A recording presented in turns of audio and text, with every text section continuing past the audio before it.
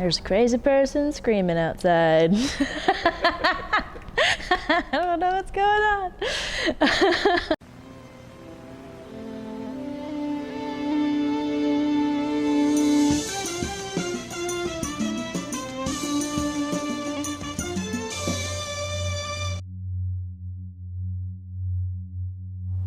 My name is Amanda Lynn Joyce, and my art factum is called Frame of Reference. I was extremely excited, so much so that I think I shared the picture before you guys even shared the picture with the list of the names of who was involved. And so you guys were like, oh, well, I guess we gotta share it now. No, I was extremely excited because I already love working with Wages of Sin. They're a great group to be involved with. They take pride in teaching people and helping people out. They've offered to let me borrow things and vice versa.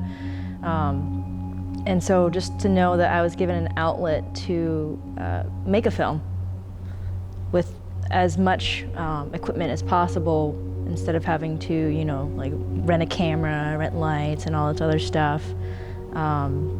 It was just made me really happy that I could actually explore that outlet for the first time, because I've always been wanting to create my own films. I've worked on plenty of other sets, either as a camera operator, as a grip, like a lighting technician, or a stagehand just for like live events. So to kind of be able to be a part of something that I could kind of have a piece of, and it was like low risk, because it was only had to be less than 10 minutes. And it was already had like a venue built in right afterwards too, so it was just like the perfect way to test out if writing and directing in the film world is something that I wanted to do, and I liked it extremely obviously. So my movie is about this otherworldly being that's responsible for humanity, kind of keeping the balance in check. She takes interest in this little girl that's not supposed to exist, and just kind of watching how it all unfolds.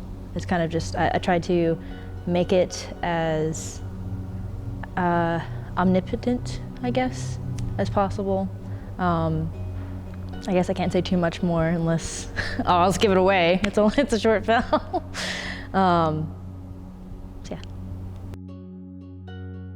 To make, okay, how long did it take me to make? As in, how long did it take me to write it, and then direct it, and then edit it, and then so the whole process took about less than a month. And that was only because I had a lot of help from the cast and crew. If I did not have as many people supporting me on both fronts, and even friends and family that weren't directly involved in the film, it probably would have taken longer than a month. Luckily I freelanced, so I had a more flexible schedule. So I think that writing it, that took a few days.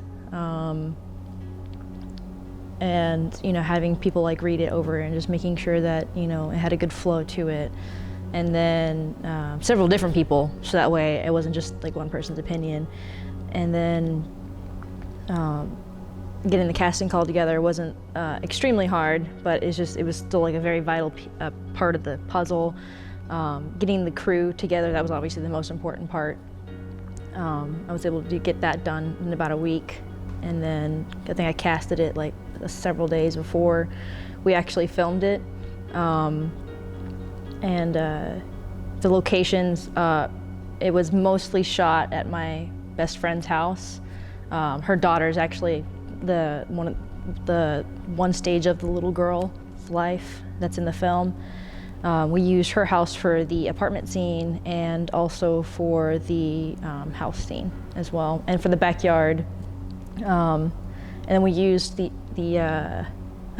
there was like this playground that was literally across the street, so it was, you know, it worked out that one whole day was just at one location, because when you move something from somewhere, it always takes at least an hour out of everything, because you have to get everything there, transport it, get people there, carpool if you can, and then you have to set up. So we kind of did all that in one day, and then the next day we did multiple locations. So the actual shooting, that was 3 days, because we did one day all at one location and got most of it done.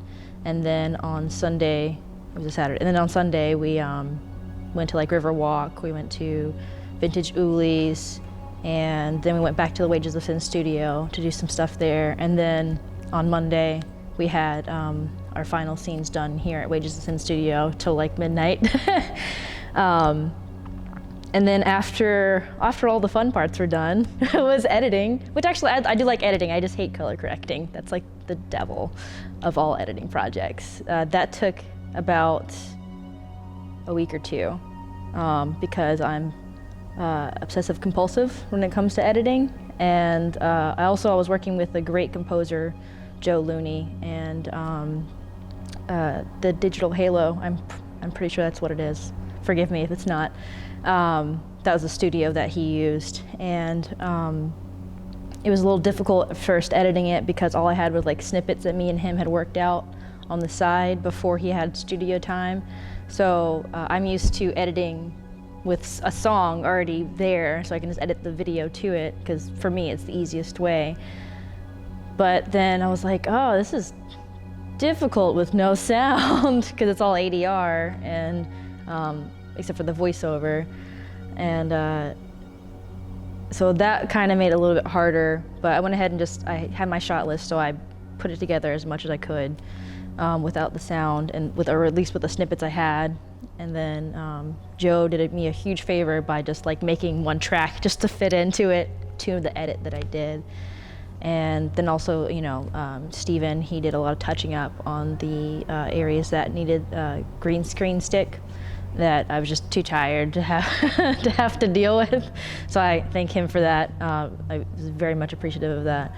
But yeah, so I guess about a month, because if you were to take the time that I wrote it and had people look over it, so yeah, a month. It's a very long-winded way to tell you how long it took. Did you have any challenges making this short? Other than the Fraser going off? Well, that's why I didn't do sound in this one, was because of random noises that would go off, or devil dogs barking in the background.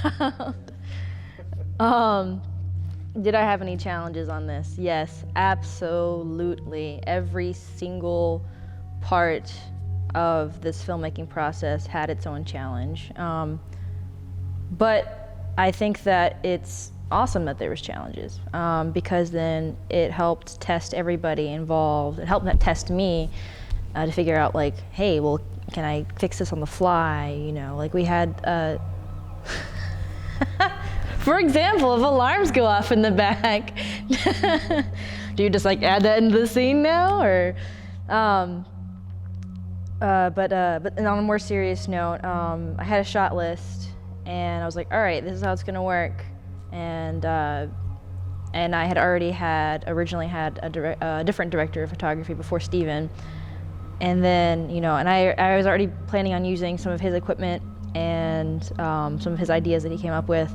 And then there was an issue with work came up that none of us could expect. And we were like, oh, crap.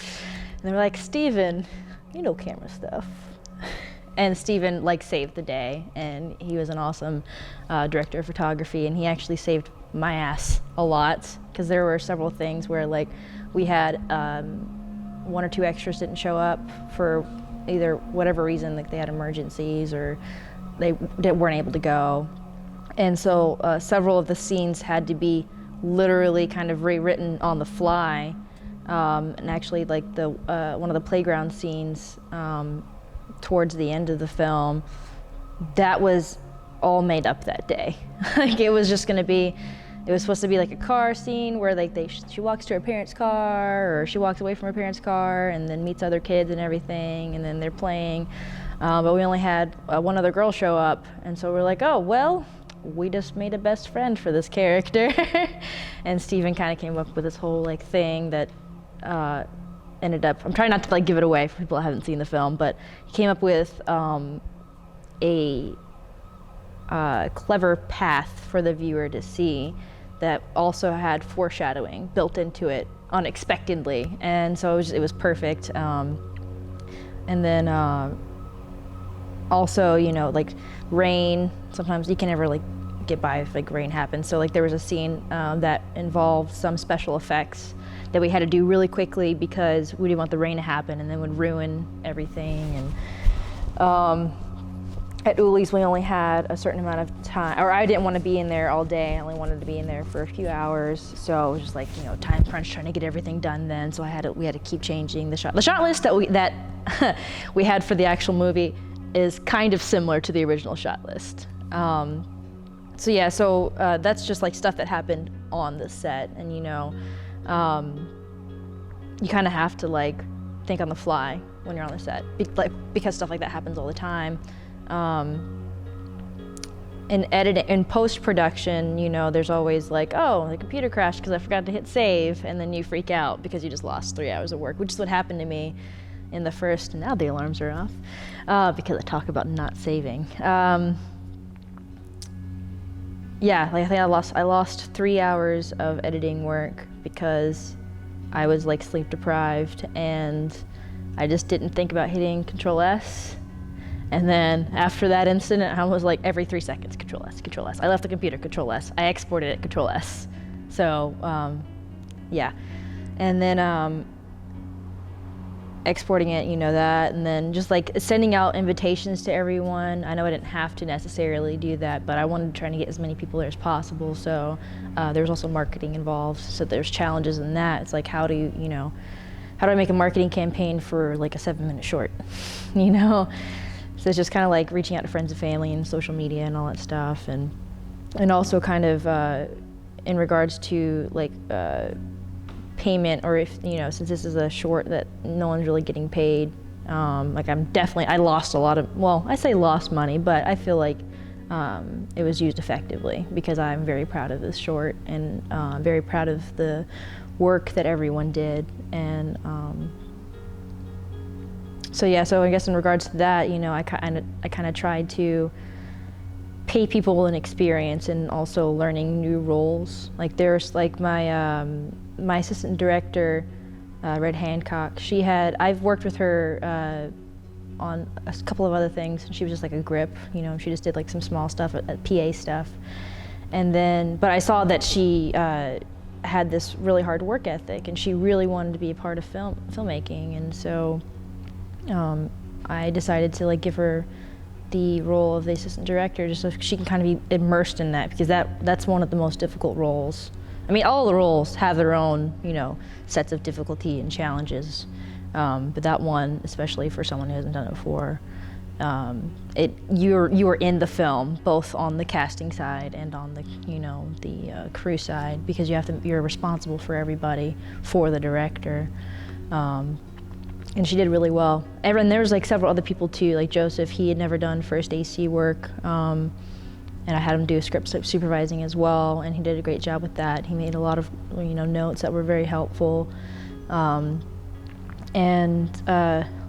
Stephen and Dan. Well, Stephen obviously was last minute director of photography, but he did an amazing job. And Dan took over gaffing, and he was doing first AC work as well. And most of the time I really didn't have to say anything. Be like, just tweak this here and there, and you know, they were on top of it.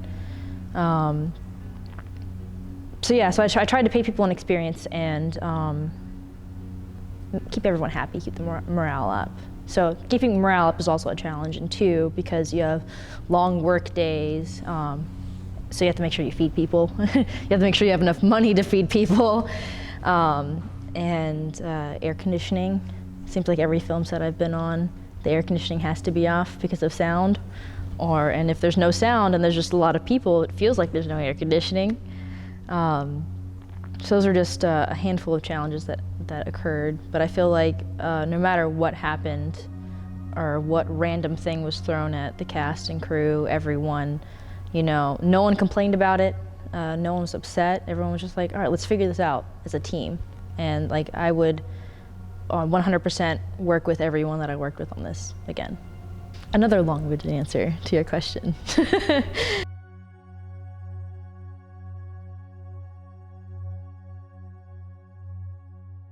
My advice to filmmakers would to be check yourself. Not everything's going to be great. Not everything's going to be perfect. It's never going to be perfect. It's never going to be exactly how you saw it in your head. It'll be close to it, but don't be upset if it's not. Also, be open to criticism, but also know if it's warranted.